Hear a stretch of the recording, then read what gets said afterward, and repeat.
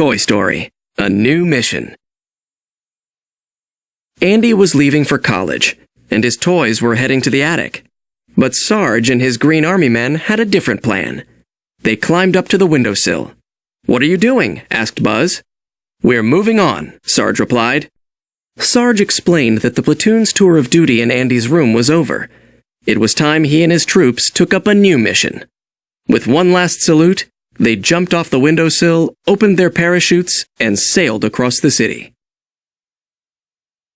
Before long, the three Army men landed near a toy store, the perfect place to find a child, and a new home. They waited until they saw a boy and his mother walking toward them. "This child is military material," Sarge whispered. "On your marks, gentlemen. Go, go, go!" Quickly, Sarge and his men jumped into the mother's shopping bag. But the soldiers weren't taken home for playtime. They made a different stop instead. The boy and his mother went to a bakery, where the baker gave the boy a giant cookie. As he reached for it, the boy knocked the bag over, and the Army men tumbled to the floor.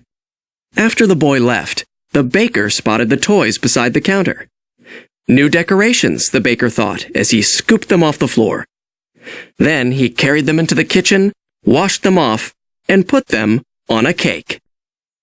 Soon, the Army men were ankle-deep in icing, in a refrigerator with other cakes. "Looks like we're in for a long, cold night," Sarge sighed. But as soon as morning came, the soldiers were on the move again. The baker put the cake in a box, and a few hours later, Sarge and his men found themselves in front of a very happy birthday boy. "Green Army men! Cool!" the boy exclaimed. Excited, he plucked the soldiers off the cake and set them aside. "This could be it, men," Sarge whispered. "This boy could lead us to our new home." The soldiers nodded in agreement. Their mission was back on track.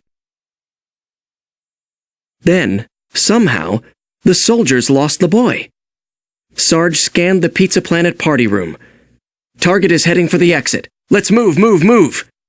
The Army men followed the boy out the door, but they were too late. He was gone. Before the Army men could retreat, a pizza delivery truck screeched to a stop just beside them. They watched as a waiter came out of the restaurant with a tall stack of pizza boxes in his arms. "Take these pizzas to the Wilderness Explorer picnic," the waiter told the driver. "And hurry, there are a lot of hungry kids waiting for lunch." Sarge looked at his men and smiled. Perfect, they all thought. Sarge and his troops climbed onto the top of the pizza truck. But as soon as the truck hit a bump, one of the soldiers' parachutes opened. The wind was strong and began to pull him off. "Go on without me," the cadet called. "Negative," said Sarge. "A good soldier never leaves a man behind." He and the other cadet let go of the truck, held onto the soldier, and let the wind carry them off.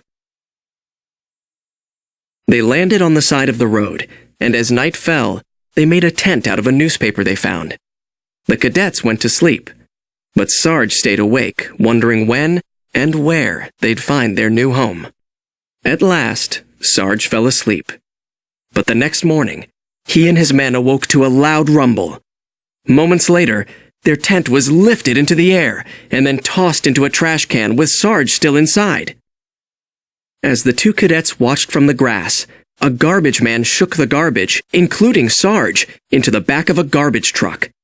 The man set the can back on the sidewalk, then jumped in the driver's seat and drove off. In the back of the truck, Sarge struggled to keep his head above the garbage. Luckily, the cadets came to his rescue just as Sarge began to sink. "Grab my hand, Sarge," cried one cadet, as the other one held his base. As soon as they could, the troops jumped off the truck and landed on a wall. Maybe leaving Andy's house wasn't such a good idea after all, Sarge thought. But just then, they heard something that made them stop and turn. The soldiers peered over the wall and gasped. They'd landed right next to a beautiful playground. Could this be their new home, they thought, as they parachuted down for a closer look. A group of toys welcomed the Army men with warm smiles and open arms. "Welcome to Sunnyside Daycare," the toys said. "Everything's new and improved now that our old boss Lotso is gone." Ken and Barbie gave the troops a tour of the playground and the classrooms. "Isn't it wonderful?" said Barbie. Sarge nodded, and so did his men.